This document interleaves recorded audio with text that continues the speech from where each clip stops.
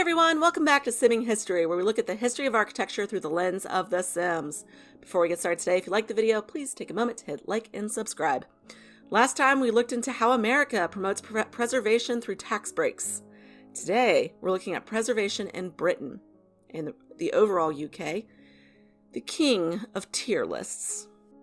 Given the respective ages of the US versus the UK, it would be understandable if you thought the preservation movement would be older in the UK than in the US, but you would be mistaken. They are actually about the same age.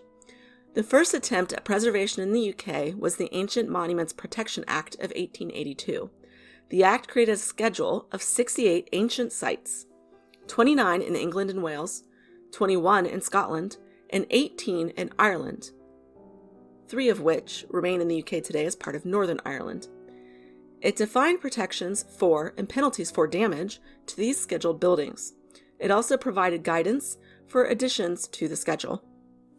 In 1895, the National Trust was founded as an independent charity to care for and protect the heritage of England, including structures and natural sites. For the US viewers, it's England's National Historical Society. The National Trust Act of 1907 established the National Trust as a statutory corporation. For the US viewers, it's a government-owned nonprofit equivalent, and established official duties and protections. National Trust property could not be sold without Parliament's approval, and they could not be compelled to sell their land by the government.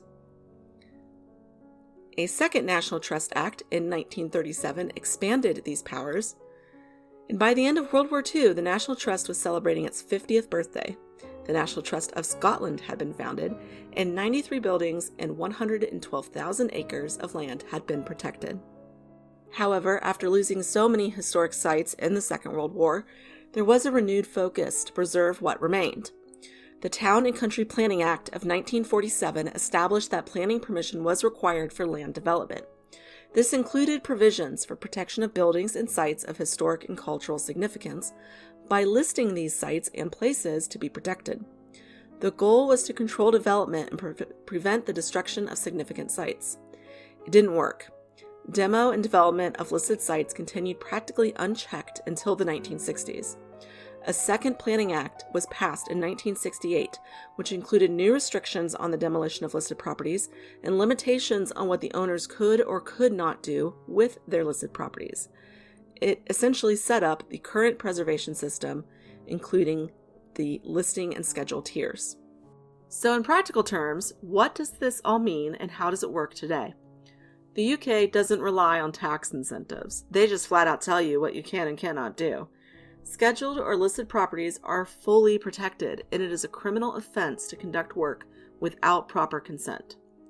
Scheduled monuments require consent for all work, including demo, alterations, or repairs. Listed buildings require consent for all demolition and alterations which affect the character of the building, including the interior. Buildings in conservation areas, whether or not they are listed, require consent for demolition and some external alterations. What gets approved? That is dependent on several factors. The local authority will take into consideration what is being requested, the history of the building, and significance of any of the elements affected. There really is no hard rule. Can you make modern changes? Again, this depends on a case-by-case basis. The local authority may require you to maintain original features, including historic stoves or other historical elements, and you would have to find a way to work around them. It's not uncommon for owners to be required to use traditional materials or building techniques. It's one of the reasons why you still see thatched roofs everywhere. Another factor that is of course taken into account is what your building is listed as. The schedule of listed properties is set up kind of like a tier list, and generally speaking, Britain, Scotland, and Northern Ireland all have the same consent requirements. What changes is to whom you apply for consent and who maintains the schedule of listed properties. In Britain, England, and Wales, that tier list has 3 grades. Grade 1, or top tier, are buildings of exceptional interest, such as Hampton Court or Westminster. Grade 2, with an asterisk, are the high mid-tier. They're buildings of particular importance. And Grade 2 is the mid-tier, buildings of special interest, like the Abbey Road Studios. Grade 2 accounts for 91.7% of all listed buildings, and currently there are over 300,000 listed properties. Historic England maintains the listing of these properties. In Scotland, the listing authority rests with Historic Environment Scotland. Their tier system includes, quote, buildings of special architectural or historic interest of particular periods, style, or building type. Category A includes outstanding examples. Category B includes major examples. And Category C includes representative examples. There are 47,400 listed buildings in Scotland. In Northern Ireland, there are 4 tiers, and they are overseen by the Department of Communities Historic Environment Division. Those tiers are Grade A, buildings of greatest importance, Grade B+, high-quality buildings of exceptional features, Grade B1, good examples of the particular period or style, and Grade B2, special buildings. There are over 8,900 listed buildings in Northern Ireland. So what am I building for this video? I actually went back and forth several times before landing on the Alfriston Clergy House. It's the first building acquired by the National Trust.